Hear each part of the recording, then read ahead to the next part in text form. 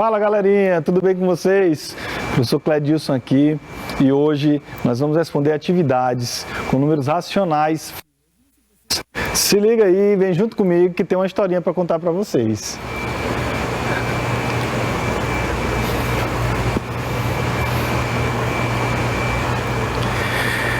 Muito bem, galerinha, nós vamos falar de alguns matemáticos importantes, tá, ao longo de todos esses anos.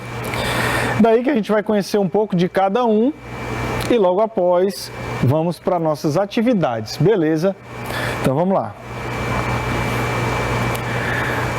Temos aí nosso conteúdo, resolução de problemas envolvendo racionais fracionários. Com vocês, tio Cledilson, né? Olha só, nós vamos trabalhar com uma espécie de timeline aqui. E nosso primeiro matemático de hoje, que a gente vai relembrar, que eu tenho certeza que vocês já ouviram falar, né? Nos livros de matemática e os professores também comentaram. É Carl Friedrich Gauss. Ele viveu de 1777 a 1855. Está aí a foto desse cidadão aí, vocês estão vendo na tela. Alemão, considerado como príncipe dos matemáticos, porque ele era considerado como um gênio da época, né? E esse nome fixou para ele, né? Como príncipe da matemática. Detalhe que ele desenhou o heptadecágono, né? Foi ele que desenhou, muito bonitinho. E outra coisa também, que ele inventou o telégrafo. Foi esse cara aí, Carl Friedrich Gauss. Beleza? Muito bem. Sabendo disso, conhecendo o primeiro matemático da nossa sequência, nós vamos responder uma atividade básica. Opa, já está aí, deixa eu só ajeitar aqui, pronto, agora está tudo ok. Vamos responder essa atividadezinha que eu tenho certeza que vocês sabem fazer. Então vamos para lá, para a tela, todo mundo. Cal, deseja comprar um bolo que custou R$80, tá? Quanto custa um quarto desse bolo? Aí você vai fazer um cálculo bem simples, né? Nós vamos trabalhar aqui com uma figura, ou seja, esse bolo foi dividido em 4 partes, nós já estudamos isso. E queremos saber apenas uma dessas 4 partes, não é assim? Então, pessoal, se eu tenho uma dessas 4 partes, vai ser o quê? O 80, que é o todo, né? Dividido em 4 partes.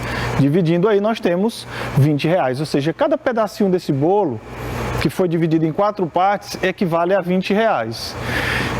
Quanto custam 5/8 desse bolo? Agora preste atenção que esse bolo foi dividido em 8 partes. Então tem uma nova figura que a gente vai fazer. Eu quero saber dessas 5 das 8. Como é que faz? É muito simples. Quanto é que vale um pedacinho desse bolo? Uma das 8 partes. É o 80, que é o valor total desse bolo, eu divido em 8 partes, como é o denominador dessa fração, né? Ou do número racional, que tem o 5 como numerador e o 8 como denominador. Fazendo essa divisão, nós temos 10. Então, uma dessas 8 partes custa R$10.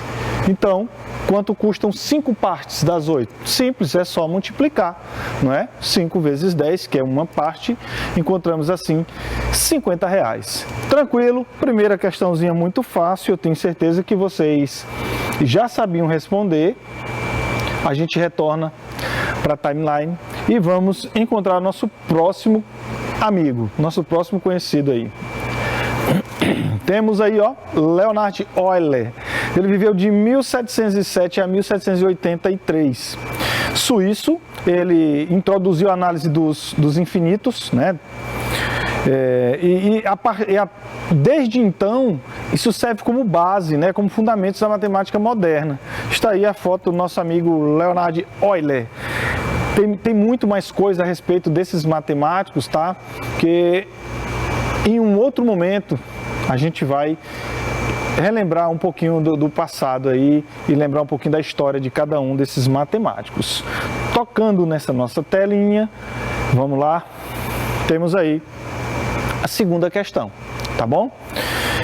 Euler escalou 3/4 de uma montanha, o que corresponde a 1.200 metros. Qual é a distância total a ser escalada por Euler? Muito simples, não é?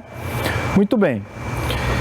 3/4 dessa montanha equivale a 1.200 metros. Então, vamos fazer aquela velha figurinha, dividindo. Só que, tio, como eu já sei mais ou menos como é que faz, eu não preciso mais desenhar, dividir um inteiro em várias partes, né? Já podemos fazer direto. 1/4 corresponde a 1.200 dividido por 3, né? Que significa dizer o quê? Que é 400. Então, uma dessas 4 partes equivale a 400 metros. O que ele quer saber? Qual a distância percorrida, ou seja, o total, o inteiro. E a fração que representa esse inteiro? 4/4. Então, esse 4/4 é 4 vezes 400, 1.600 metros. Simples assim, como tudo no universo maravilhoso da matemática. Vamos retornar a nossa timeline e vamos conhecer mais um matemático. Temos aí Isaac Newton. Ele viveu de 1643 a 1727. Detalhe que Isaac Newton foi muito conhecido, como é conhecido como físico. Mas na realidade, pessoal, os matemáticos, os físicos da época, eles eram matemáticos, físicos, astrônomos, filósofos, enfim. Eles estudavam todas as áreas de conhecimento. Então, eles deram contribuições em várias áreas, em vários setores, tá bom? Então, quando eu falo que Isaac Newton também, ele influenciou na matemática moderna, sim, beleza? Ele era um inglês e ele trabalhou, ele contribuiu com os fundamentos do cálculo infinitesimal, que é uma estrutura que vocês vão conhecer em um outro momento, tá? Então, vamos tocar aqui no nosso querido amigo Isaac Newton. Tá aí, ó, terceira questão. Newton coloca em um recipiente água e óleo. Fala aí, 2 líquidos immiscíveis, não se misturam. O óleo ocupa 2/7 do volume total e a água corresponde a 50 mililitros. Qual o volume total dessa mistura? Muito simples. Como é que a gente vai fazer? Vamos fazer um passo a passo. Na questão diz que o óleo corresponde a 2/7. O inteiro, logicamente, 7/7. Daí, pessoal, a água corresponde a 5/7, porque 5 mais 2 são 7/7, que é o inteiro. Tranquilo? Muito bem. Então, nós temos aí um inteiro dividido em 7 partes. 2 delas representam óleo e as outras 5 representam água. Tranquilo aí? Muito bem. Perdão aí, galerinha. Então, ele diz que a água corresponde a 50 mililitros. Ora, se a água corresponde a 50 mililitros, então são 5 partes. 5 partes correspondem a 50 mililitros, não é verdade? Então, se eu quiser saber apenas uma dessas 5 partes, como é que eu faço? Claro, vou pegar os 50 mililitros e dividir por 5. Assim eu tenho que uma das partes corresponde a 10 mililitros. Quero saber, então, qual é o volume total da mistura, ou seja, 7/7. Como é que eu encontro 7/7? É só pegar 1/7, que corresponde a 10, e multiplico por...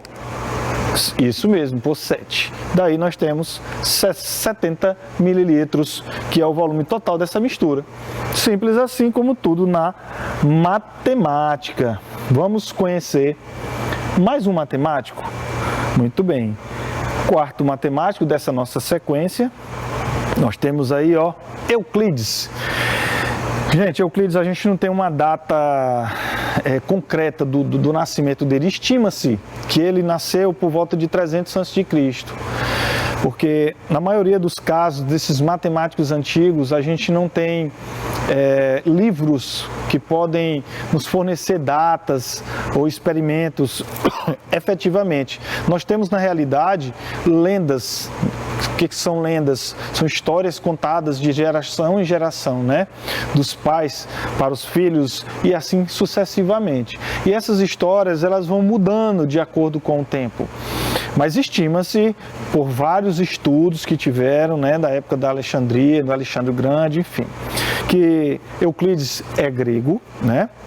Ele foi considerado o pai da geometria, porque ele trabalhava com com ângulos, com triângulos. Então, se vocês tiverem um pouco mais de curiosidade sobre a vida de Euclides, vocês podem ir no Google e pesquisar um pouco sobre Euclides, vocês vão saber muitas coisas interessantes que ele teve que fazer, tá bom? Inclusive armamentos, enfim.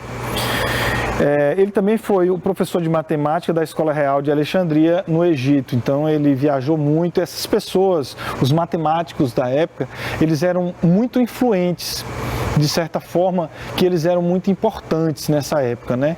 Na construção de armamentos, como eu falei para vocês, enfim, eles eram muito utilizados, né? Daí nós vamos para a nossa quarta perguntinha, que está aí, ó. Euclides percorre inicialmente 4/9 da Avenida Raul Lopes. Ele veio para cá há um tempo aí, tá bom? Então, foi lá na Avenida Raul Lopes. Em seguida, percorre 1/3 da mesma avenida, e ficando faltando 800 metros para ele chegar ao final dela. Qual é a medida do comprimento da Avenida Raul Lopes? Então, muito tranquilo, o que a gente vai fazer? Vamos por partes. O que ele percorreu aí, galerinha? Ele percorreu inicialmente 4/9 e depois ele percorreu 1/3 da mesma avenida. Por isso, nós vamos fazer essa soma desses números racionais, tá? Então, mas como é que a gente vai fazer se os denominadores são diferentes? Claro, vamos encontrar frações equivalentes. O que são frações equivalentes? São frações que têm mesma fração irredutível, né? Então, qual é a fração que é equivalente a 1/3, que tem denominador 9? Aí você pensa, poxa, eu tenho que multiplicar então o 3 por 3 para encontrar o 9.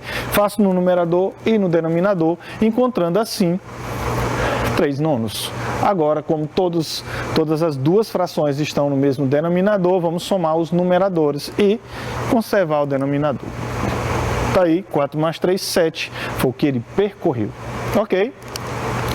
O que restam então? Se ele percorreu 7 de 9, então faltam 2 de 9. Tá lá, restam 2/9. Tranquilo? Ele diz ainda que ficam faltando 800 metros para chegar até o final dela, ou seja, que restam 800 metros depois que ele percorreu esses 7/9. Significa dizer que os 2/9 correspondem a 800. Então, pergunto a vocês, 1/9 corresponde a quanto? Vocês já fizeram esses cálculos, então 1/9 vai ser o 800 sobre 2, dividido por 2, não é? Que corresponde a 400 metros. O que ele quer saber? Qual a medida do comprimento total, não é? Da Avenida Raul Lopes. Então, a fração é 9/9, o inteiro. Daí que eu vou multiplicar por quanto? Claro, por 9. Encontrando assim 3.600 metros. Tranquilo? Simples como tudo no universo maravilhoso da matemática. Muito bem. Vamos conhecer mais gente? Vamos lá. Temos outro matemático importante. Eita, ele é o Ramanujan, né? Ele é um indiano e ele viveu de 1887 a 1920, tá bom? Ele contribuiu com a matemática, a nossa matemática, né? Análise matemática, teoria dos números, séries infinitas, frações continuadas, entre outros ramos da matemática, incluindo problemas considerados insolúveis. Um matemático muito inteligente, né? Que está até um pouco mais próximo do nosso século, né? Vamos verificar a questãozinha que ele trouxe para a gente. Então, Ramanujan, ou acho que é Jamanujan, né?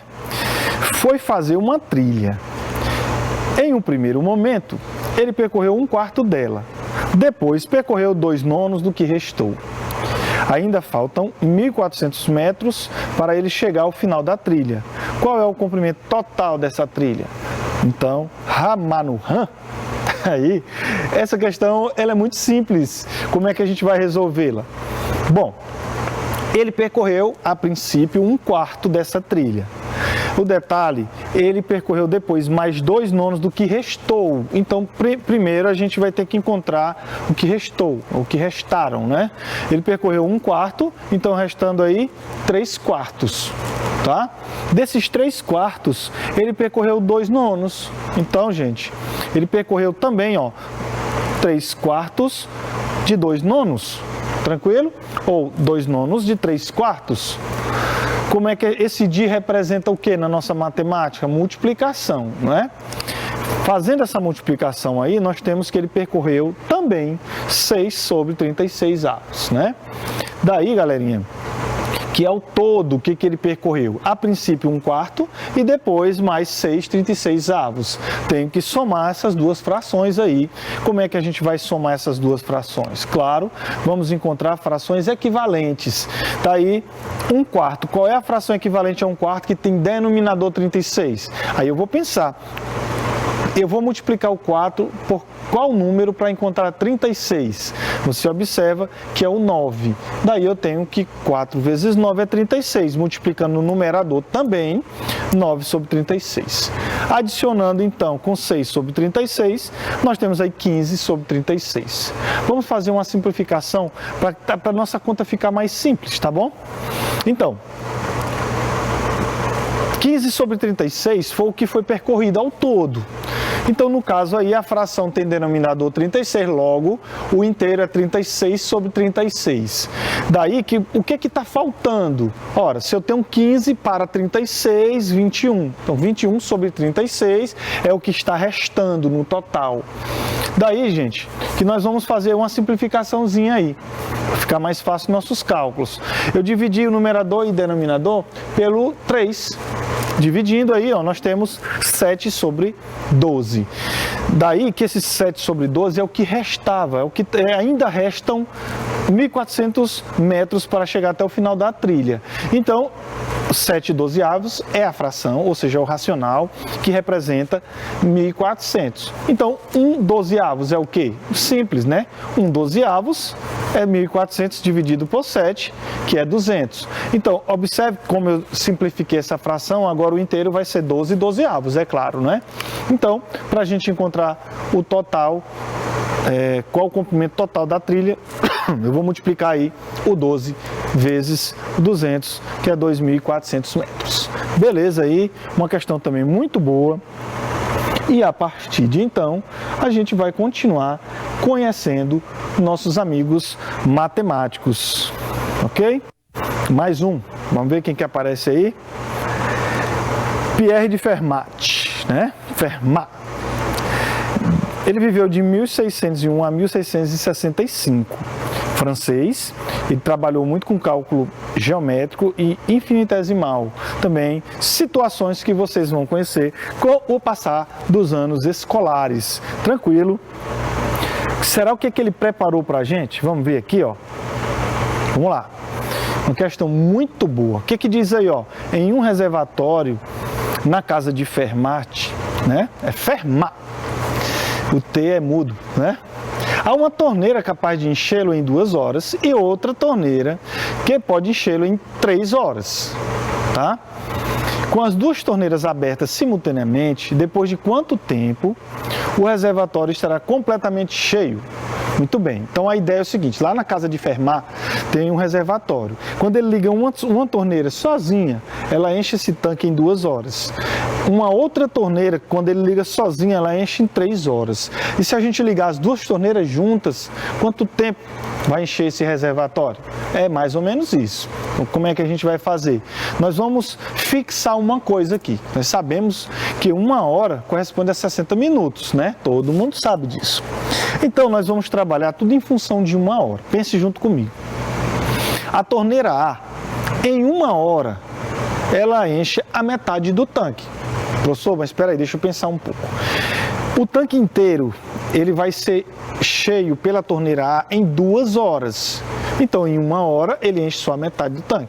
Completo. Fechou aí? Ok. Da mesma forma, a torneira B, ela enche o tanque inteiro em 3 horas. Então, o tanque foi dividido em 3 partes. Então, em 1 hora, ele só enche uma parte das 3. Então, 1/3. Tranquilo? Beleza. As duas torneiras juntas, o que a gente vai fazer? Claro, vamos somar, não estou juntando as duas torneiras? Então, 1/2 mais 1/3. O que a gente faz com essa soma de frações? Claro, nós temos que tirar aí o MMC dos denominadores. Agora observe, os denominadores são 2 e 3, são números consecutivos, né? Então tá um após o outro, significa dizer que o MMC é o produto. Tranquilo? Também, por outro lado, são dois números primos, também o MMC é o produto. Tranquilo? Então 2 vezes 3 é 6. Tirando o MMC, 6 dividido por 2, 3 vezes 1, 3. 6 dividido por 3, 2 vezes 1, 2. Somando 3 mais 2, nós temos aí 5/6. Então, pessoal, as torneiras A e B juntas, em 1 hora, ou seja, em 60 minutos, elas vão encher 5/6 desse tanque. Tranquilo? Significa dizer ainda o quê? Que esse 5/6 corresponde a 60 minutos, que é 1 hora. Daí eu preciso encontrar 1/6. Quanto é 1/6?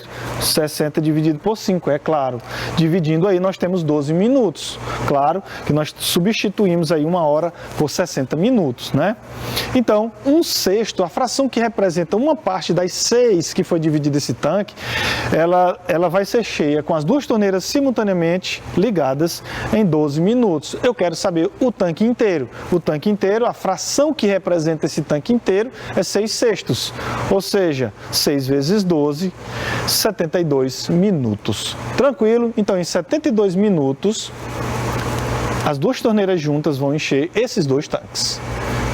Esse tanque, né? Esse reservatório. Beleza? Muito bem. Vamos retornar aqui. Vamos ver qual é o matemático que vai aparecer agora. Leibniz. Esse cara é muito importante para todos nós, como todos os outros, é claro, né? Ele viveu de 1646 a 1716, alemão, pioneiro no discurso comum da matemática, a ideia de trazer a matemática efetivamente para o cotidiano, né? Incluindo seus aspectos contínuos, discretos e simbólicos, né? Ele foi o inventor da primeira calculadora, da máquina de calcular. Bacana, né? Então, tá aí esse gatão aí que vocês estão vendo na tela. A gente vai já observar a questão que ele preparou para a gente. Olha só. Uma pesquisa feita em uma empresa constatou que apenas 1/6 dos seus funcionários são mulheres e que exatamente 1/4 delas são casadas. Se liga aí. De acordo com a pesquisa nessa empresa, as mulheres que não são casadas correspondem a que fração de todos os funcionários? Então tem que ter muita atenção nessa questão, porque o que ele quer saber é a fração que representa as mulheres não casadas no todo, na quantidade total de funcionários, tá bom? Então vamos pensar um pouco aí. Então, as mulheres representam 1/6 dos seus funcionários, dos funcionários da empresa, né? E que as que são casadas representam 1/4 das mulheres, né? Então, 1/4 de 1/6. O de, nós já sabemos, é uma multiplicação. Daí nós temos 1/24. Lógico, multiplicação de números racionais, a gente multiplica numerador com numerador, denominador com denominador. Tranquilo? Beleza. Então, são casadas, a fração que representa a quantidade de mulheres casadas, 1/24. Então, quem são as não casadas? Peraí.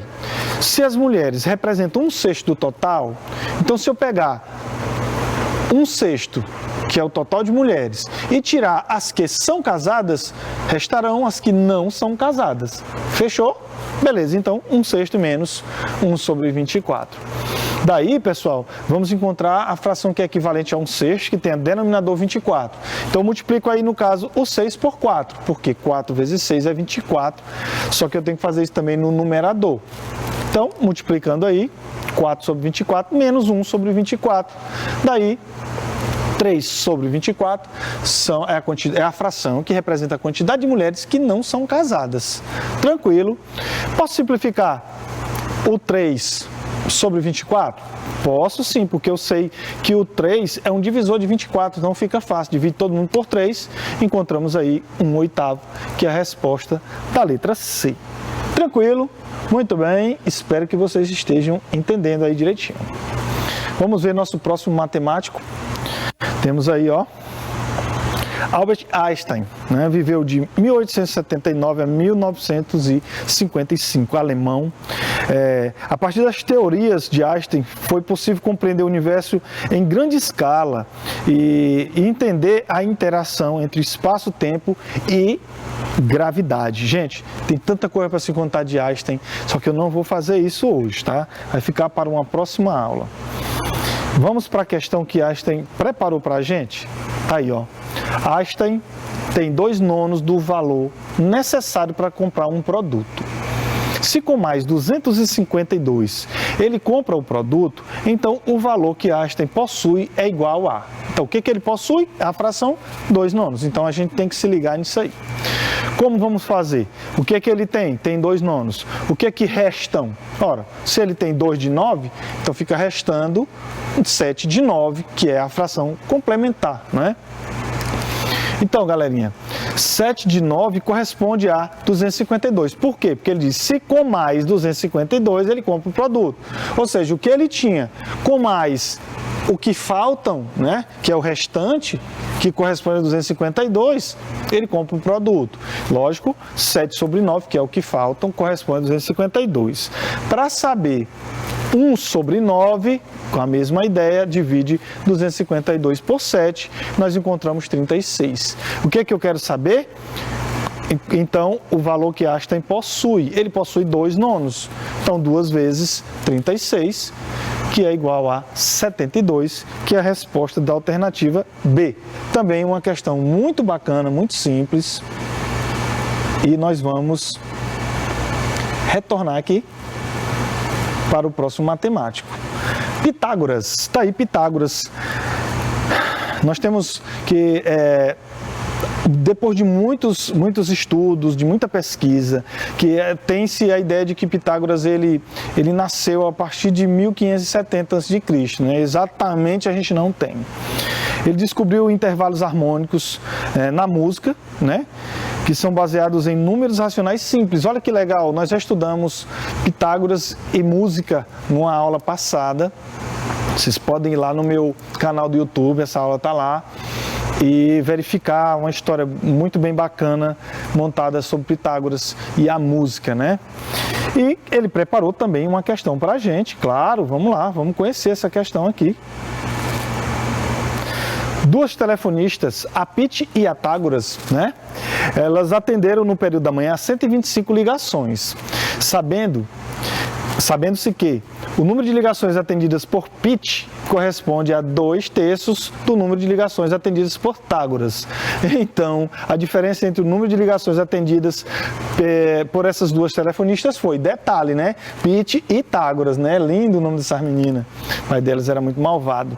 Vamos dizer que Pitty atendeu X ligações e Tágoras, por sua vez, como ao todo são 125 ligações, ela atendeu 125 menos X.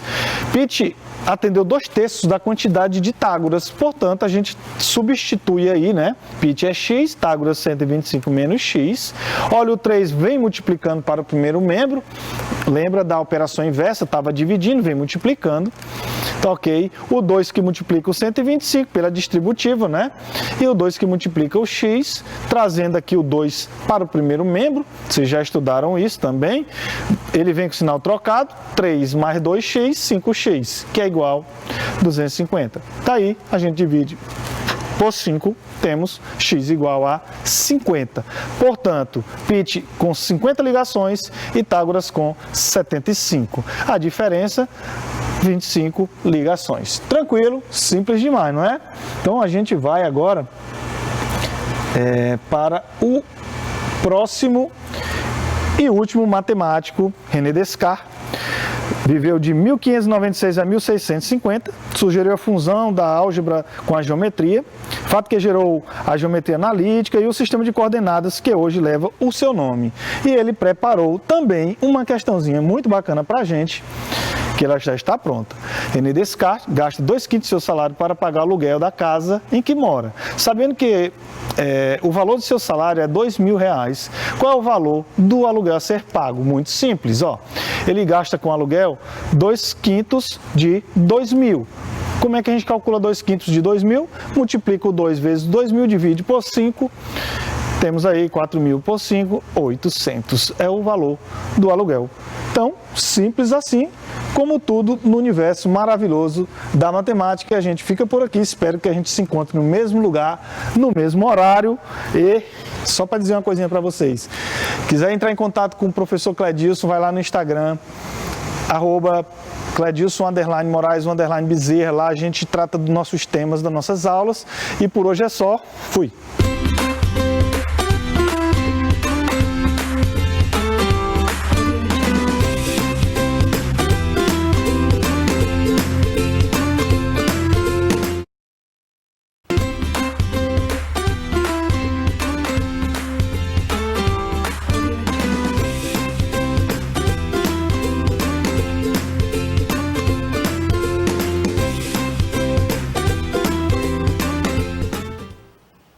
Oi, gente, boa tarde, tudo bem com vocês? Sejam bem-vindos a mais uma aula aí de matemática. Eu sou o professor Marquiel Felipe, professor de matemática, claro, e quero convidar vocês, assim, a mais um dia estarmos juntos aqui, treinando aí as nossas habilidades, treinando aí o nosso conhecimento e, claro, como eu sempre digo aqui para vocês e vocês já estão acostumados, sempre de uma maneira muito simples, de uma maneira muito fácil, porque o nosso objetivo aqui é fazer com que você aprenda, tá? Então já separa aí o seu material, pega seu caderno, pega seu lápis. Hoje a gente tem uns probleminhas aí para responder, mas tudo muito simples, tudo muito fácil. E aí, tá no ponto? Vamos começar? Vamos lá? Então, vem comigo, vamos para a nossa aula. E na nossa aula de hoje, olha só, você já está vendo aí na sua tela, hoje nós trouxemos aqui uns probleminhas de subtração com frações, né? Você já viu aí nas últimas aulas aí, adição, né, com frações, a gente já aprendeu, na verdade nós já estudamos tudo isso aqui, nós estamos revisando, estamos aí treinando para ficarmos, ó, tinindo de bom, né não? Então, vem comigo, vamos aprender, que você vai ver como é fácil. E eu vou mostrar uma estratégia muito simples, que na verdade eu já até mostrei em outras aulas. Você lembra lá, quando a gente estava fazendo, por exemplo, comparação entre frações? Lembra aquela aula de comparação para a gente ver qual fração era maior, qual fração era menor? Tá lembrado, mais ou menos? Pois bem, pois lá eu dei até uma dica, mas hoje a gente vai rever essa dica, tá bom? Então, para a gente começar, já vou colocando esse texto aí na tela da sua TV, na tela aí do seu celular, para você que está assistindo pelo YouTube. Diz assim, olha só, para somar, né, para somar ou diminuir com frações, utilizando frações, os denominadores, ou seja, os números que estão na parte de baixo aí da fração, devem ser iguais. Os denominadores devem ser iguais. Caso contrário, ou seja, se eles não forem iguais, a gente vai ter que encontrar aí frações equivalentes, tal que os seus denominadores sejam iguais. Olha que esse texto aqui já diz tudo, né? Resumindo, para a gente somar ou para a gente diminuir utilizando frações, os denominadores dela têm que ser iguais, tá?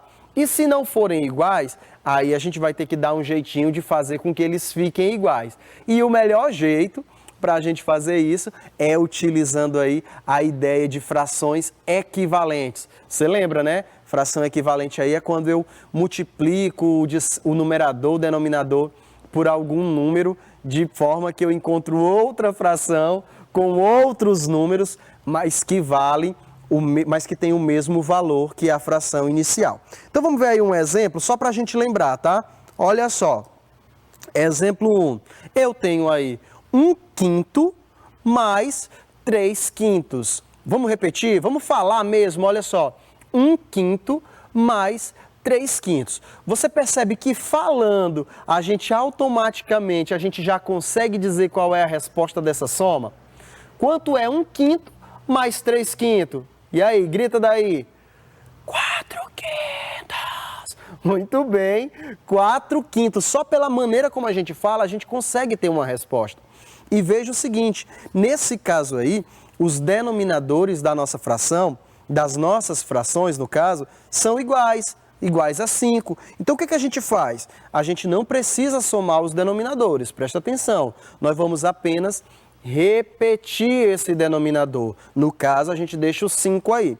E os numeradores, aí sim, os numeradores a gente soma. E aí, olha como que está aparecendo aí na sua tela. Basta eu somar o 1 com o 3. E o 5, mais uma vez, a gente só repete, tá bom? Combinado? E aí a resposta que vocês gritaram para mim, eu consegui ouvir daqui, do outro lado, olha só. 1 mais 3, 4. Então a resposta, 4/5. Você percebe que, mais uma vez, só para a gente fixar isso aí na cabeça, você percebe que apenas falando, lendo aí o probleminha, lendo aí a soma das frações, a gente automaticamente já consegue dizer a resposta? Muito bem, 1/5 mais 3/5, 4/5. É como se eu perguntasse assim, por exemplo, uma laranja mais 2 laranjas, ou uma laranja mais 3 laranjas.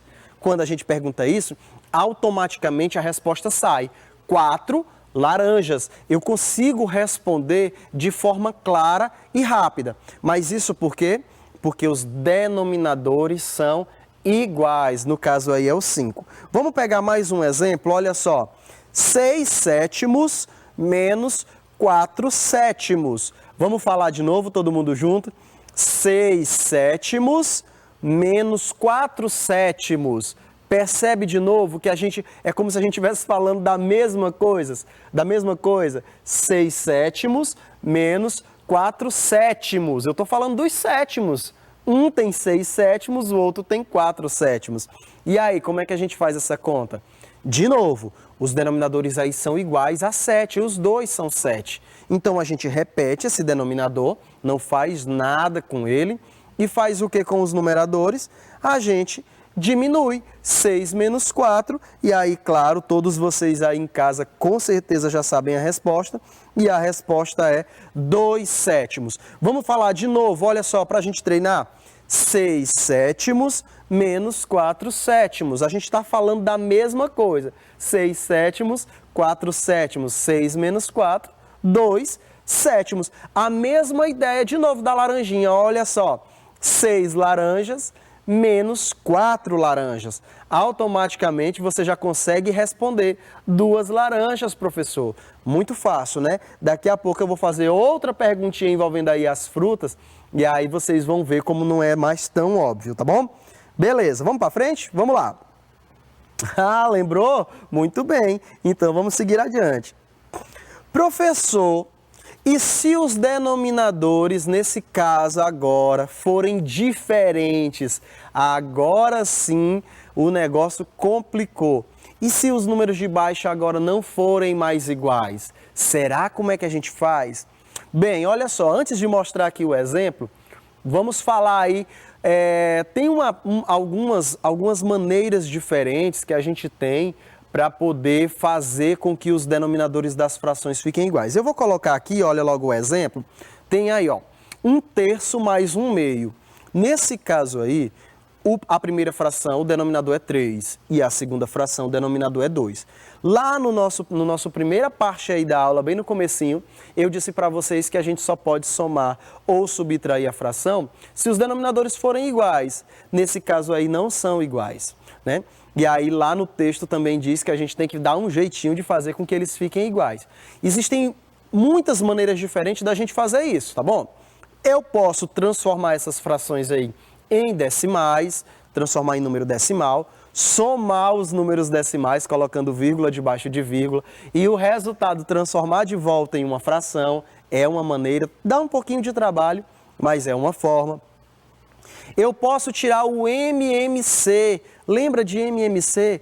Mínimo múltiplo comum dos denominadores, do 3 e do 2, também é uma estratégia, tá? Mas hoje eu vou fazer uma estratégia assim que eu acho que para a TV fica mais fácil, que é também a estratégia um tanto simples, tá? Vamos fazer o seguinte, presta atenção, coloca na tela aí, Tati, para ficar maior para os meninos, que agora eles precisam ver isso aqui bem legal. Olha só, eu vou colocar aqui do lado, uma folhinha de cálculos, tá vendo aí? Bem, vamos pegar aqui essa primeira fração, 1/3. Nós vamos fazer o seguinte, nós vamos encontrar uma fração equivalente à fração 1/3. Como que eu vou fazer isso? Tá vendo aí, ó, vai ficar vermelhinho, olha, essa outra fração, tá vendo que o denominador dela é 2? Você viu aí? Então, eu vou pegar essa minha fração 1/3 e vou multiplicar pelo denominador da fração 1/2, que é o 2, olha só. Então, essa é a estratégia que a gente vai usar. A mesma que a gente já fez aí na outra aula que falava de comparação entre frações, em que eu pego o denominador de uma e multiplico pela outra fração. Vou multiplicando uma fração pelo denominador da outra. E aí eu faço essa continha, ó. 1 vezes 2 é 2 e 3 vezes 2 é 6. Vocês estão vendo aí? 6. Beleza. Acabou? Não. Agora eu vou pegar a outra fração. Olha só, 1/2. Tá vendo aí aparecendo na sua tela? E o que eu vou fazer? Eu vou multiplicar essa fração pelo denominador dessa outra aí, que é o 3. Acabou de ficar vermelhinho aí na sua tela. Então, eu vou multiplicar ela por 3. Você tá vendo aí a brincadeira?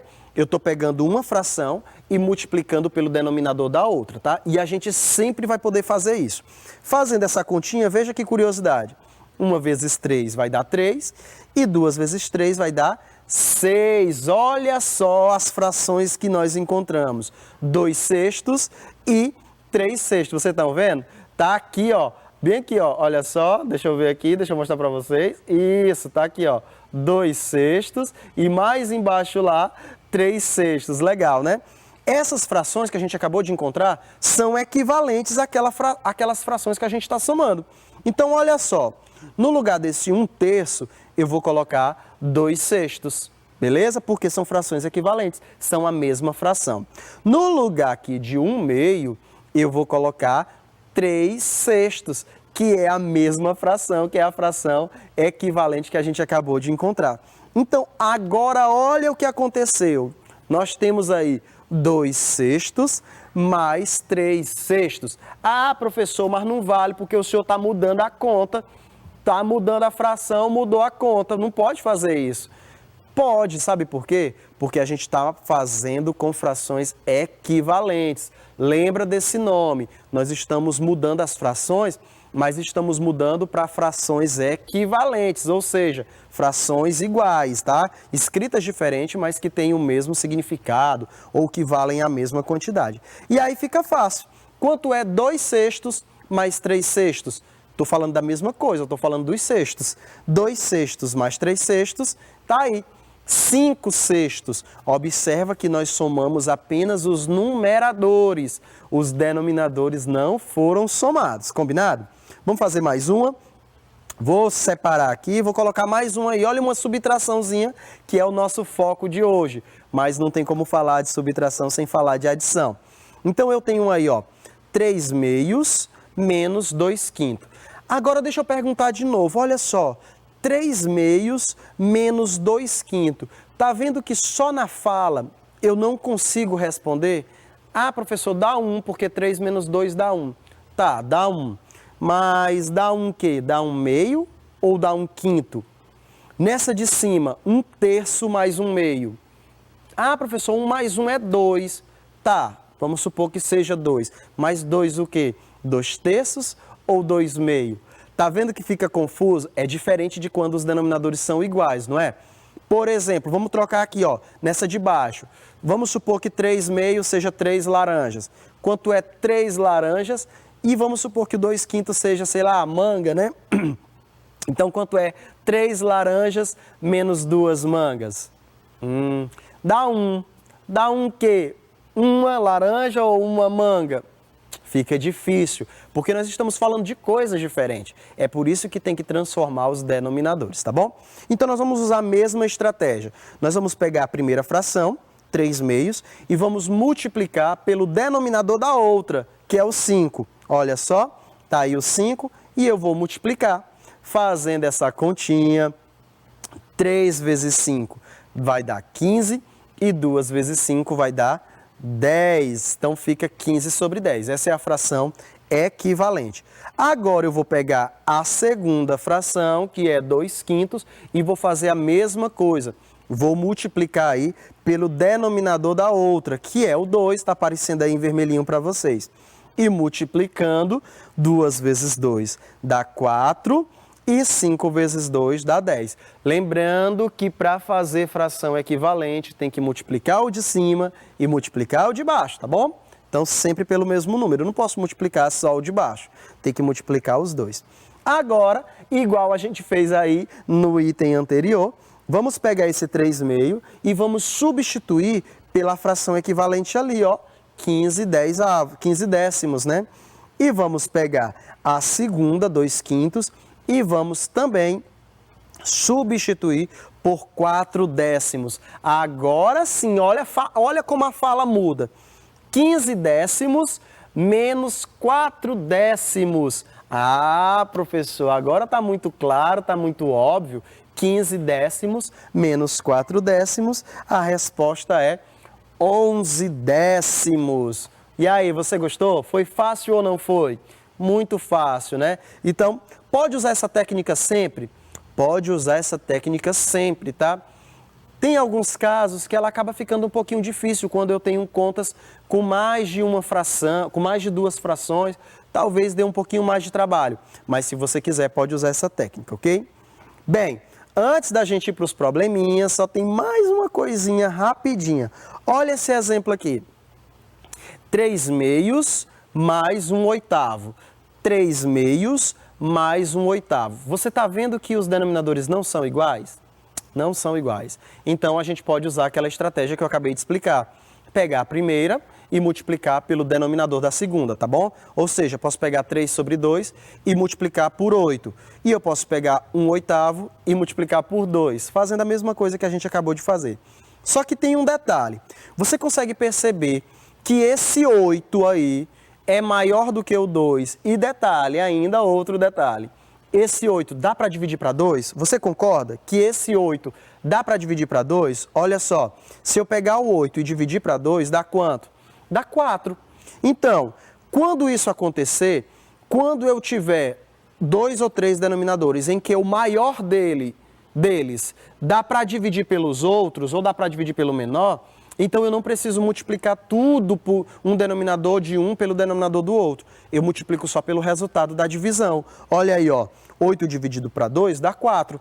Então eu pego aquela primeira e multiplico por 4, tá ok? Fazendo isso, olha só, 3 vezes 4 é 12 e 2 vezes 4 é 8. Tá vendo que o denominador já vira 8?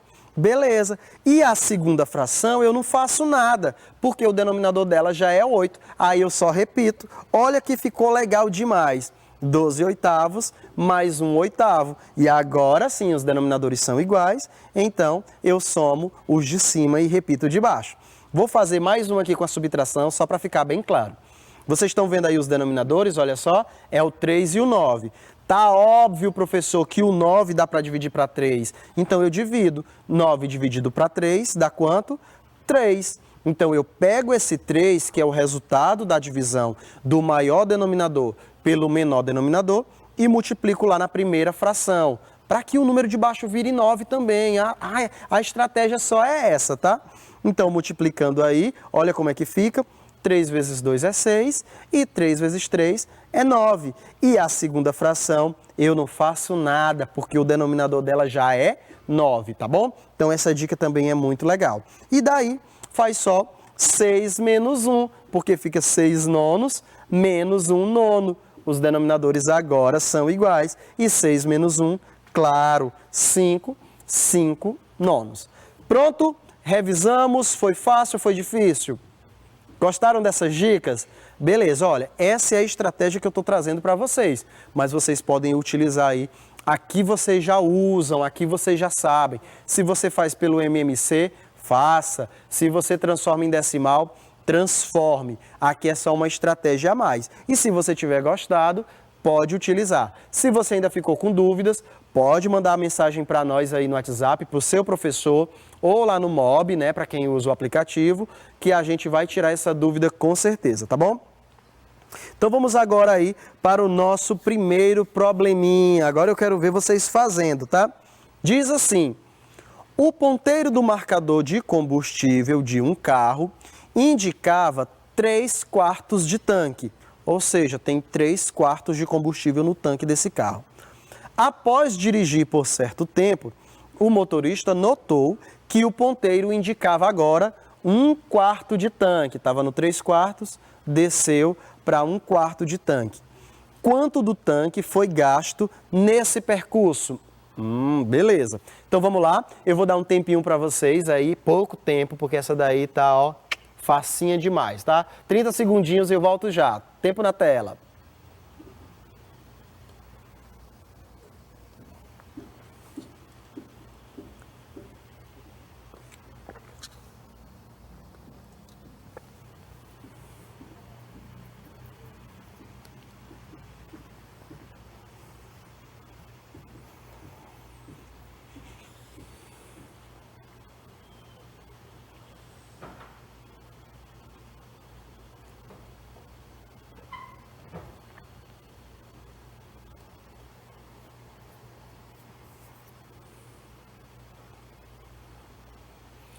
Vamos voltando aqui, já sei que vocês conseguiram, né? Claro, com certeza conseguiram.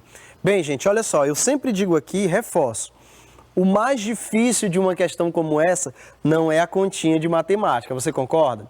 O mais difícil em um problema da matemática é o português, e eu tenho certeza que vocês concordam comigo, porque você tem que ler a questão e tem que determinar que tipo de conta ou como você vai fazer para resolver esse problema. Então, a minha dica é, como sempre eu digo aqui, procure no texto palavras aí que te dão essa resposta, tá? Será que é para somar? Será que é para diminuir? Tem alguma coisa para fazer antes de fazer a operação? Tem que transformar alguém? Geralmente quando a gente fala de sistemas de medida, por exemplo, tem que transformar de metro para centímetro, de quilômetro para metro ou vice-versa. Então, essas coisas você tem que estar, como diz os professores de português, são informações implícitas no texto, né? Estão escondidinhas ali nas palavras do texto, tá bom? Nesse caso, como fez foi gastar a gasolina, fez foi diminuir a quantidade de gasolina, então é óbvio que é um probleminha de subtração. E o que é que nós vamos fazer? O que tinha antes, menos o que tem agora, porque eu quero saber, é tipo aquela ideia lá de quanto que falta para completar, você lembra? Que a gente já até assistiu essa aula por aqui também.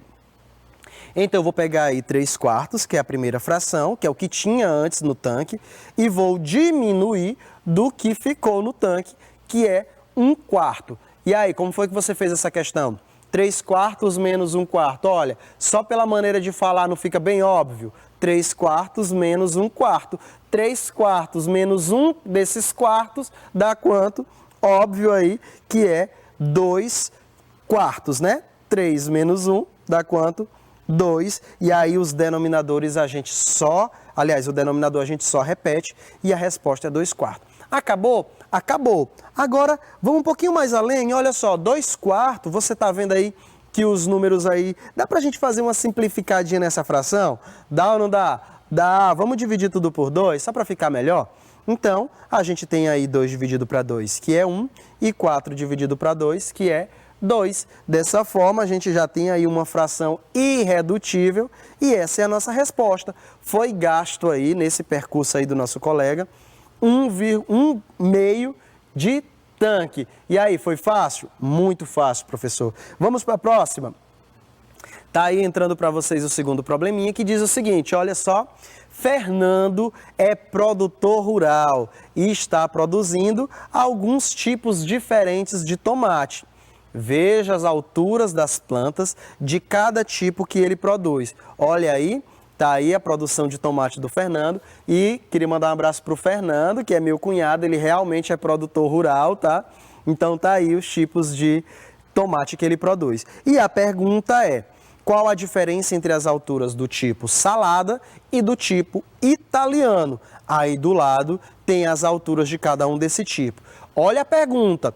Qual a diferença? A palavra diferença sugere uma coisinha, não sugere?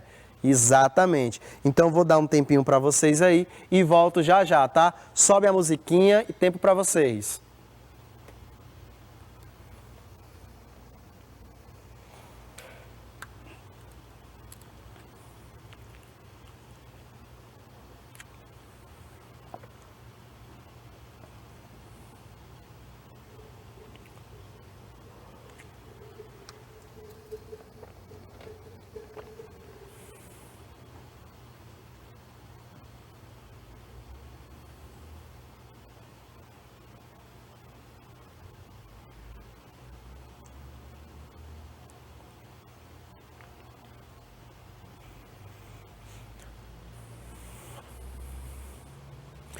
Terminaram? Vamos voltando aqui.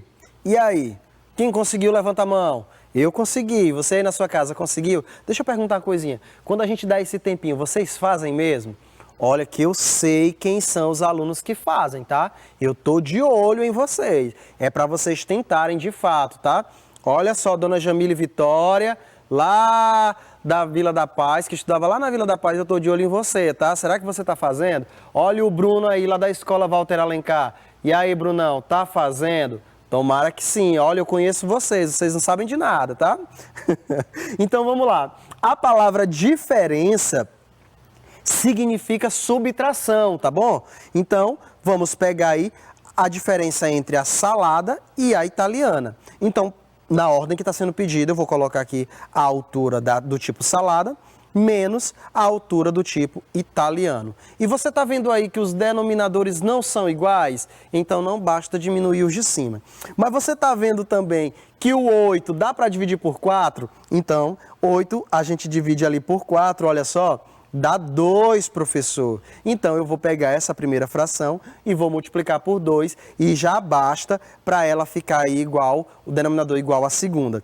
13 vezes 2 é 26 e 4 vezes 2 é 8. E a segunda a gente só repete, aí 23 sobre 8. Opa, vamos lá. Fazendo essa subtração, 26 menos 23, a gente tem aí 3/8. Olha só um detalhe. Eu coloquei aqui 23 sobre 8 e era 25, não é? Xiii, professor, esqueci de trocar ali o 25, é porque eu fiz uma troca mesmo, mas esqueci de colocar. Mas também é a mesma coisa, tá? Se fosse 26 menos 25, ia dar 1/8, tá bom? Corrija aí no seu caderno, você aí acertou, eu que fiz errado aqui, tá bom?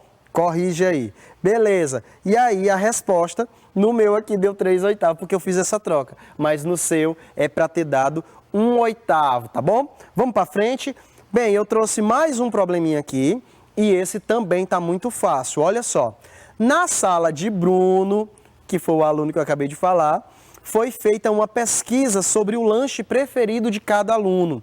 Veja o resultado. Tá aí, né? 1/3 dos alunos preferem hambúrguer, 1/6 prefere pipoca, 1/4 prefere pizza e alguns preferem pão. E a pergunta é essa daí, claro. O número de alunos que gostam de pão equivale à diferença entre os que gostam de hambúrguer e os que gostam de pizza. Qual fração corresponde aos alunos que preferem pão como lanche? Dessa vez eu vou dar aí 20 segundinhos para vocês, porque vocês já estão craques. E ó, tô de olho em vocês, tá? Tempo na tela.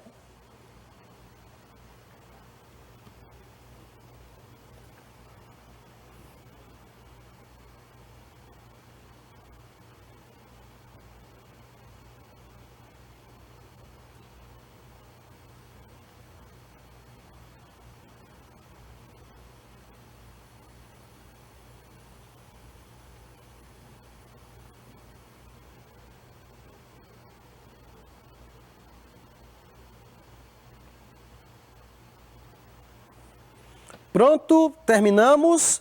Ufa, foi por pouco, né? Mas deu tempo, tem certeza?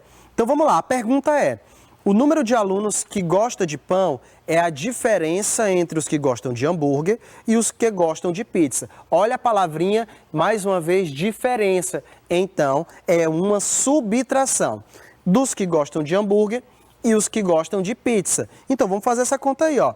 Vou pegar aqui os que gostam de hambúrguer, 1/3, menos os que gostam de pizza, que é 1/4. Deixa eu conferir. Ai, dessa vez eu coloquei correto. Então vamos lá. Os denominadores são iguais ou diferentes? Diferentes, professor. Então o que a gente faz? A gente vai pegar uma fração, no caso eu vou pegar 1/3, e vou multiplicar pelo denominador da outra, que é 4. Então fica assim, 1 vezes 4 sobre 3 vezes 4. Fazendo essa continha, 1 vezes 4 é 4, 3 vezes 4 são 12. Então, tem aí a fração 4/12. Agora, vou pegar a segunda fração e multiplicar pelo denominador da primeira, que é 3. 1 vezes 3 é 3 e 4 vezes 3, que são 12.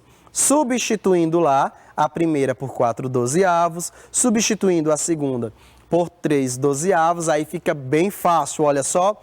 4/12 menos 3/12. 4/12 menos 3/12, claro, 1/12. Só diminui os numeradores e repete aí o denominador. Então, deixa eu colocar lá, olha só, 1/12 dos alunos preferem pão. É pouca gente, né? Quer dizer que num grupo de 12 alunos, só um gosta de pão. O que que o pessoal mais gosta aí?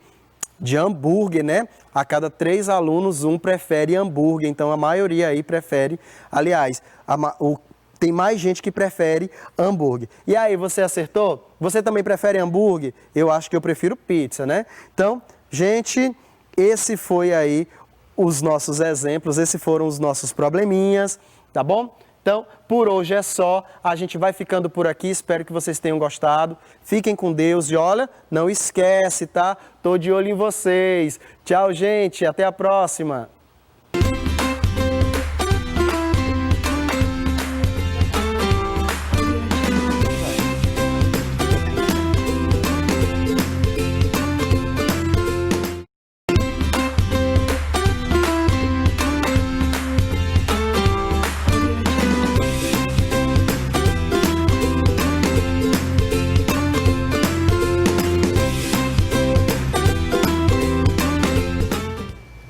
E aí, pessoal, sejam bem-vindos a mais uma aula de ciências para as turmas de 6º ano, tá bom? Eu sou o professor Robert e na aula de hoje a gente vai continuar falando sobre poluição, tá bom? Na aula passada a gente falou sobre poluição do ar, da água e do solo, tá? Só que existem outros tipos de poluição que, de certa forma, não alteram muito o ambiente como as da aula passada, mas alteram principalmente as nossas vidas, tá bom? Então vamos lá. Hoje a gente vai falar sobre poluições diversas. Vamos para as habilidades. Primeira delas, caracterizar os diferentes tipos de poluição nos aspectos ambientais e sociais. Como dito anteriormente, pessoal, aqui na aula de hoje, a gente vai falar sobre poluições que afetam o meio ambiente, sim, não tanto como as da aula passada, mas que afetam principalmente as nossas vidas, tá bom? De certa forma que tiram o nosso sossego, vocês vão já ver por quê. A segunda habilidade é a mesma da aula passada, propor ações como campanhas educacionais, sensibilizando sobre a influência das ações humanas na degradação ambiental, ok? Então vamos lá. Primeira delas, poluição sonora. Vamos para a definição, eu gosto de definição. Poluição sonora é o excesso de ruídos que afeta a saúde física e mental da população. É o alto nível de decibéis provocado pelo barulho constante proveniente de atividades que perturbam o silêncio ambiental. Professor, o que são decibéis? Vamos lá. Definição de decibéis. Decibéis nada mais do que a unidade de medida usada para medir a intensidade do som, tá? Então, a intensidade do som, a pressão com que esse som chega aos nossos tímpanos, é chamada de decibéis, tá? Então, poluição sonora é isso. É nada mais do que o excesso de ruídos que afeta a saúde física e mental da população, ok? Eu falei aqui agora que decibéis é a intensidade do som, ou seja, a pressão com que esse som chega aos nossos tímpanos, a intensidade com que esse som chega aos nossos tímpanos, tá? Mas, professor, o que são tímpanos? Observe aqui. Acredito que nessa imagem aqui dê para ver essa pequena membranazinha, ó, chamada tímpano. Tem um nome aqui, tem um nomezinho assim, ó, tímpano, tá? Então, quando você tem um excesso uma intensidade muito alta de som, o que pode acontecer? Quando essas ondas sonoras chegarem ao seu tímpano, a vibração delas vai ser tão forte que esse tímpano pode simplesmente romper. E, infelizmente, quando uma pessoa tem um tímpano rompido, ela perde a audição, ok? Então, vamos lá, vamos se atentar aqui, porque a gente pode fazer algumas coisas para evitar o rompimento do tímpano, ok? Vamos lá. Vamos para a definição. O nível de barulho admitido nos grandes centros urbanos pela Organização Mundial de Saúde pode atingir 50 decibéis, tá? Então, segundo a definição aqui da Organização Mundial da Saúde, até 50 decibéis a gente fica tranquilo, tá? A gente aqui não tem muito dano na nossa saúde, não. Passou disso, a gente vai começar a ter problemas. Segundo a OMS, ela pode atingir até 50 decibéis. Mas se você for, por exemplo, para uma avenida muito movimentada e acredito que tem um aplicativo de celular, você pode fazer isso. Você pode fazer isso na presença de um responsável. Um aplicativo de celular que mede a intensidade do som. Aí você vai, por exemplo, para uma avenida muito movimentada, pleno horário de pico, você vai colocar o aparelho ali, você vai ver que essa intensidade de 50 decibéis não chega nem perto, tá? Você vai ver que lá, dependendo do local, pode chegar até 100 decibéis, tá bom? Então, isso daqui vocês vão ver que 100 decibéis é muito prejudicial à saúde, tá bom? Vamos lá. Então, esses sons danosos, tá? Esses sons que fazem mal à nossa saúde são transporte urbano, buzina e sirene, construção, casa de show e templos religiosos, e os aparelhos de som, entre outros, tá? Então, vamos lá. Transportes urbanos, exemplo disso aqui, ônibus. As buzinas, gente, assim, quando você escuta só uma buzina, ok, até que dá, entre aspas, dá pra ir. Mas agora, se você escutar a buzina o dia inteiro, gente, isso daqui faz um mal enorme, tá? Aqui, eu devia ter colocado aqui também aquele pessoal que coloca a moto para fazer aquele barulhinho, mas eu não vou me atentar a isso não. Sirene, tá bom? Sirene, como é o mesmo caso da buzina, se você escutar uma vez, assim, por mês, por semana, até dá pra ir. Agora, se você escutar toda hora, aquilo ali vai fazer mal pra você. As construções, casas de show, como dito anteriormente, templos religiosos, tá? Aparelhos de som, se você colocar o som muito alto, isso acontece muito com quem gosta de usar fone de ouvido, tá? Gente, usar fone de ouvido no máximo é um perigo. Não assim de uma vez, mas vá você fazendo aqui, colocando fone de ouvido. Tem gente que dorme com fone de ouvido. Então, se você colocar o fone de ouvido na máxima intensidade e dormir com aquilo, depois de 5 anos, sua audição vai estar muito comprometida. Beleza? Então, vamos lá. Esses daqui são os níveis de intensidade de ruído em decibéis. Então vamos lá, como você pode perceber aqui, de 0 até um pouquinho mais de 70 tá verde. Então isso daí não tem grandes riscos à saúde, tá? Então, por exemplo, quando você está numa biblioteca, a intensidade do som na biblioteca é entre 30 e 40 decibéis, como você pode ver aqui na imagem. Quando você está, por exemplo, lavando roupa, a máquina de lavar roupa, ela produz um ruído próximo a 60 decibéis. O aspirador de pó, por exemplo, já é próximo a 70 decibéis. Tá? Então, daí para baixo, a gente não tem muito risco à saúde, não. Mas agora, um pouquinho mais de 70 até 90, você pode ver aqui que já está na linha amarela. E o que a linha amarela significa? A linha amarela é esse limiar do som lesivo. Então aqui você já tem uma intensidade de ruído que com um longo tempo, isso daí vai causar danos à sua audição, tá bom? Por exemplo, o recreio, quando você está no recreio da sua escola, aquele barulho que os coleguinhas produzem já é um pouquinho mais de 80 decibéis, tá? Então aquilo dali faz mal pra gente. Quando você está, por exemplo, próximo a uma construção, essa máquina, não sei se vocês já ouviram falar da máquina perfuradora, ela produz um ruído entre 90 e 100 decibéis, tá? Então é por isso que em construções é bem normal você se deparar com pessoas que utilizam aquele... Eu vou lembrar o nome, tá? Daqui no final da aula eu lembro o nome. Pronto, protetor de ouvido. Não é nem se o nome correto não, é protetor auricular. Enfim, protetor de ouvido. É bem comum você ver pessoas usando aquele protetor em construções. Uma serra mecânica já é um pouquinho mais de 100 decibéis.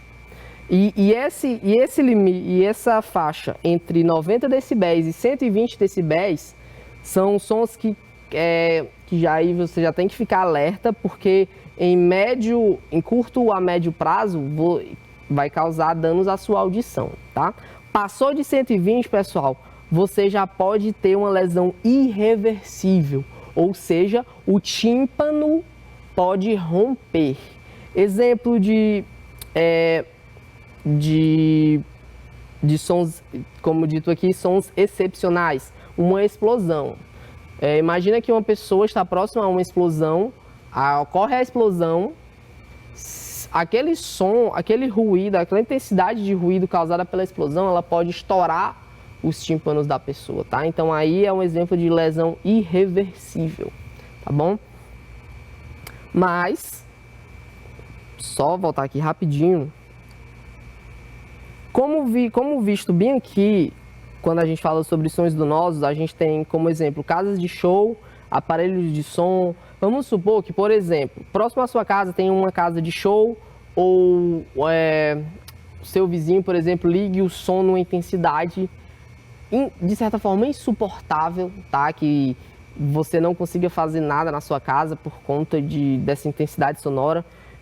A legislação, ou seja, a lei nos protege quanto a isso. Vamos ver o que a lei fala. De acordo com o artigo 54 da Lei 9.605 de 1998, determina o seguinte, abre aspas, causar poluição de qualquer natureza em níveis tais que resultem ou possam resultar em danos à saúde humana, fecha aspas, pode resultar em pena de reclusão de 1 a 4 anos, além de multa, tá? Então aqui você tem poluição de qualquer natureza em níveis tais que possam resultar em danos à saúde humana. Então vamos voltar para cá. Você percebe aqui que nessa faixa vermelha, entre 90 e 120, você tem sons lesivos, tá? Então vamos supor que próximo à sua casa esteja tendo uma construção ou alguém colocou um som extremamente alto. Se o som passar de 90, aquilo dali já está causando perigo para você. Então o que você pode fazer? Você pode contactar as autoridades, tá? Porque a lei nos protege quanto a isso, beleza? Vamos lá, agora vamos falar desses problemas auditivos, né? Porque até agora eu só falei sobre o rompimento do tímpano, mas existem diversos. Vamos lá, começar. Além de problemas auditivos, a poluição sonora pode causar problemas como dor de cabeça, insônia, agitação, dificuldade de concentração. Imagine que próximo à sua casa esteja tendo uma festa irregular, principalmente quando a gente está em período de pandemia, mas vamos supor que a intensidade do som esteja enorme. Você provavelmente tenha dores de cabeça, você não consiga dormir, você fique muito agitado e você provavelmente não consiga se concentrar em algumas tarefas por conta dessa intensidade sonora, beleza? Aí quando você tem locais onde o ruído é muito alto, as pessoas sentem dificuldade de relaxar, ocasionando mau humor, tensão, estresse, angústia, tá bom? Então aí são outros males que essa poluição sonora pode causar pra gente. Quando o ruído é maior que 70 decibéis, por exemplo, o recreio, por exemplo, já é maior que 70 decibéis, né? Quando ele é maior que 70 decibéis, o corpo ele fica em estado de alerta constante, mesmo quando você está dormindo. Isso daí, pessoal, provoca com que haja a liberação de hormônios que podem levar a doenças cardiovasculares e hipertensão, tá? Então isso daqui, gente, é muito importante, sendo bem sincero com vocês, nem tanto a nível de questões, porque quando as questões falam sobre som, elas não cobram tanto isso daqui. Mas a nível pessoal mesmo, você pode evitar tudo isso daqui se você conhecer, por exemplo, os seus direitos, que é como diz essa lei, tá? Então vamos falar agora da poluição visual. Definição de poluição visual. Poluição visual é o excesso de elementos visuais criados pelo homem que são espelhados geralmente em grandes cidades e que promovem certo desconforto visual e espacial. Já já vocês vão ver essa definição de desconforto espacial. Aqui você tem, acredito que seja uma cidade da China, né, pelas letras. Gente, isso daqui pela imagem é até bonitinho. Mas se você for para lá, gente, eu acredito que isso deva dar uma dor de cabeça enorme. Você não sabe para onde olhar, para onde você olha, a luminosidade é muito alta. Isso faz com que entre uma enorme quantidade de luz nos seus olhos. Isso daí eu acredito que faça muito mal. Acredito não, isso faz muito mal para a nossa visão. Mas o que pode causar essa poluição visual? Esse tipo de poluição pode ser causado por anúncios, como por exemplo aqui. Aqui eu não sei ler chinês não, mas eu acredito que isso aqui tenha muitos anúncios. Propagandas, placas, postes, fios elétricos, lixo, torre de telefone, entre outros. Poluição visual nem sempre é aquela que tem muita luminosidade, muita luminosidade nos nossos olhos. Isso daí, dependendo da pessoa, faz com que a pessoa fique com dor de cabeça. Mas às vezes, pessoal, o local tá só assim. Eu não sei vocês, mas quando eu estou num local que tá muito sujo, aquilo dali faz com que eu me sinta desconfortável naquele ambiente, tá? Então, quando você tem próximo à sua casa imagens como essa, o que você pode fazer? Denunciar, tá? Você pode denunciar em alguma SDU. Aqui na nossa cidade a gente tem, salvo engano, SDU Norte, Sul, Leste. Tem outra, eu vou lembrar, daqui pro final da aula eu lembro. Então você pode denunciar a SDU, o excesso de lixo, tá? Às vezes é até a própria população que faz isso. Às vezes, bem às vezes, né? A maior parte das vezes é a própria poluição que causa esse tipo de poluição, tá bom? Então, quando você está num local assim, primeiro, nesse local aqui, quando tem uma grande quantidade de lixo, há uma grande proliferação de doenças, de ratos, tá bom? E também fica visualmente, pessoal, fica muito ruim. Você mora num rolo com isso daqui, você não se sente confortável, tá? Então, qualquer coisa, ó, pode contactar a SDU, que acredito que eles resolvam. Demora um pouco, mas resolve. Então, esses danos que essa poluição visual pode causar. De forma direta, tá? De forma direta, podem, por exemplo, distrair motoristas de avenidas movimentadas, impossibilitando que eles estejam atentos às sinalizações. Gente, eu sei que vocês ainda não têm carteira e ainda não dirigiram não, mas confia em mim. Dirigir numa rua dessa deve ser horrível, você não consegue nem identificar onde é o semáforo, tá? Então, de forma direta é isso daí, você pode tirar a atenção, distrair os motoristas. De forma indireta, você pode proporcionar ambientes estressantes às pessoas, fazendo com que elas não consigam desenvolver as atividades necessárias para o dia a dia por estarem hiperestimuladas, tá? Ou seja, tem muita estimulação em alguns ambientes. Falando agora, só um detalhezinho sobre poluição luminosa, tá? Guarde isso não, poluição luminosa. Inclusive, lá no meu Instagram, em alguns dos stories salvos, eu falo um pouco sobre ciências em alguns stories, e um deles eu falo sobre poluição luminosa, tá? Então, se você quiser se aprofundar um pouco mais, você pode ir lá no meu Instagram, @prof.robertk. Vamos para a definição. Poluição luminosa é o tipo de poluição ocasionada pela luz excessiva ou obstrutiva criada por humanos, tá? Guarde essa definição. Inclusive, eu vou dar até um tempinho para vocês copiarem, tá?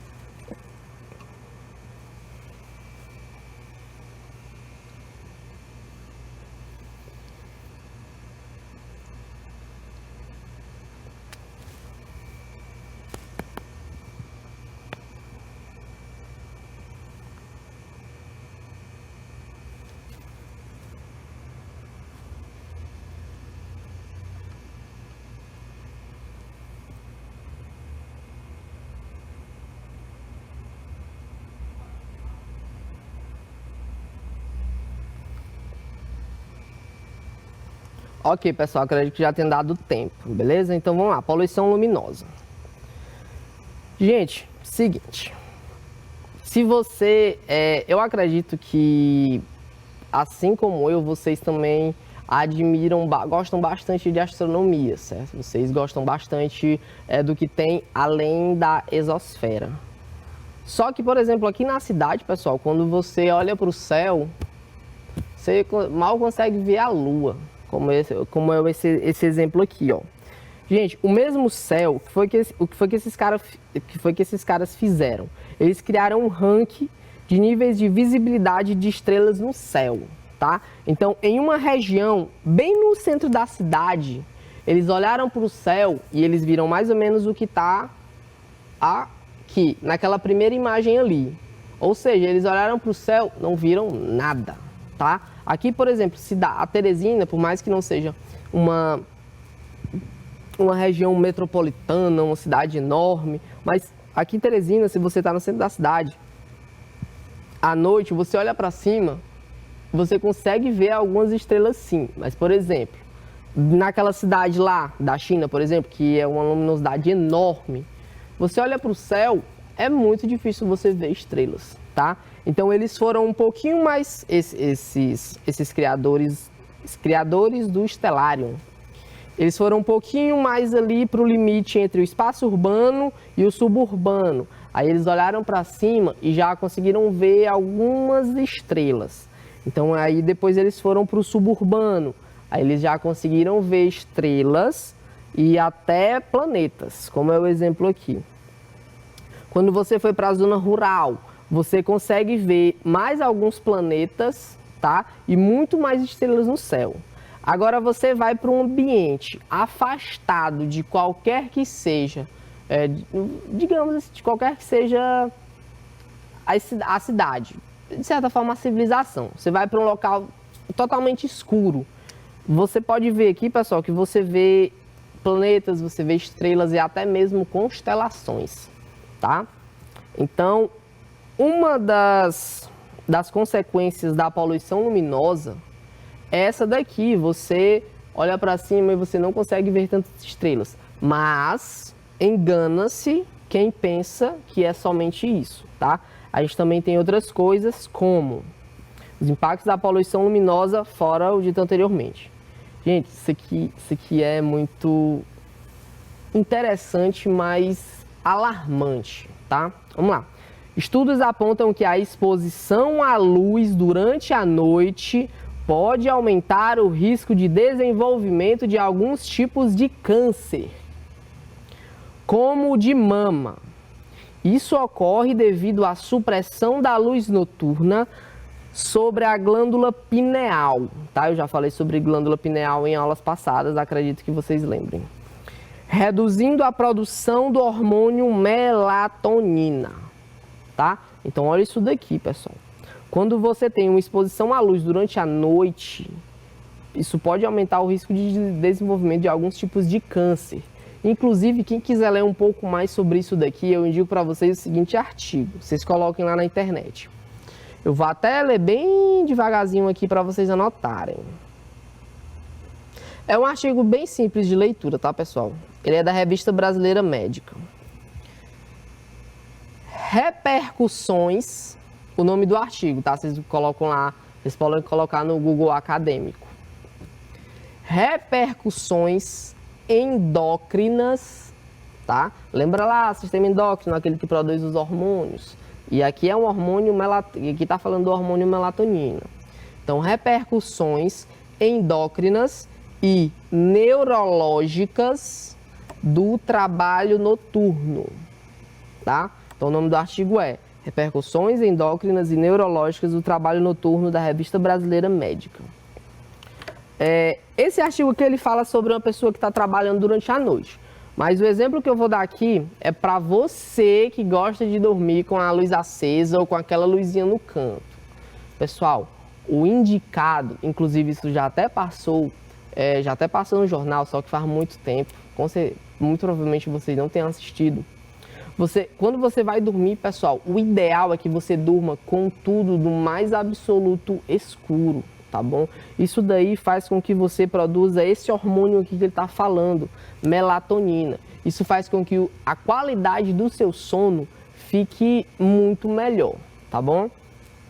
Então, se puderem, durmam o mais escuro possível, tá bom? Outro impacto na poluição luminosa é o excesso dessa iluminação noturna, ele também pode afetar a reprodução. Ó, vocês viram que lá no início da aula eu falei que essas poluições aqui, elas afetam sim o ecossistema, mas principalmente os seres humanos. Essa daqui afeta o ecossistema. Quando você tem esse excesso de iluminação noturna, ele pode afetar a reprodução, a migração, a comunicação de espécies, como aves e répteis diurnos, que caçam somente durante a noite. Então, quando você tem um excesso de iluminação durante a noite, essas espécies aqui, pessoal, elas simplesmente não sabem diferenciar o que é dia e o que é noite, tá? E isso daqui, pessoal, para quem gosta de astronomia, é bastante interessante. E outro impacto é a observação astronômica vem sendo prejudicada pela presença de lixo espacial. Gente, olha essa imagem aqui. Em 1957, ou seja, aqui você vê que foi antes do homem ir para a Lua, né? Você vê que o céu, que fora da atmosfera da Terra, que próximo à órbita da Terra, não tem nada aqui. Em 1993, ou seja, depois da ida do homem à Lua, a conquista espacial, você já vê, pessoal, que tem uma grande quantidade de satélites aqui. Só que esses satélites, pessoal, eles demoram, vamos supor, o tempo de vida útil deles, vamos supor que seja, eu não tenho certeza, mas eu já ouvi isso numa entrevista do professor Sérgio, um professor da Unicamp. Alguns deles duram 5 anos. Então, depois de 5 anos, o que acontece? Eles ficam em órbita. Eles continuam em órbita. Então, ali ele vira um lixo espacial. E o que pode acontecer? Primeiro, ele pode obstruir a visão dos astrônomos. E outra, se ele atingir a atmosfera da Terra, pode acontecer dele cair em algum lugar, cair em alguma casa. Confesso que não sei se isso já aconteceu, mas vamos supor, cair em cima de uma pessoa. Não preciso nem dizer o que acontece. E olha essa imagem de 2018.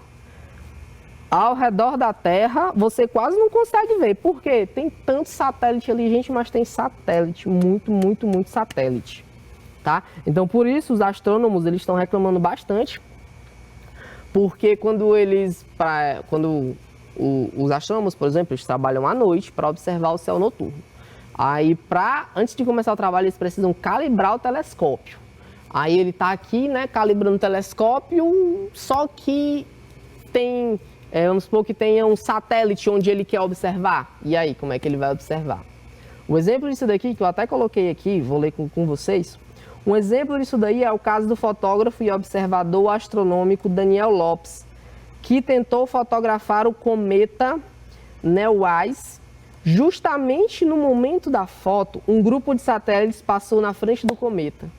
Aí vamos supor que ele gosta que esse cometa seja importante para a gente. Vamos supor que seja um cometa, que não é aquele cometa que estão querendo minerar lá, que é aquele cometa cheio de metais. Vamos supor que seja um cometa importante para a gente e ele queira fotografar o cometa. Bem na hora de fotografar, passa um grupo de satélites na frente. E aí? Aí fica complicado de estudar, né? Fica complicado de estudar o céu noturno. O céu noturno não, o espaço.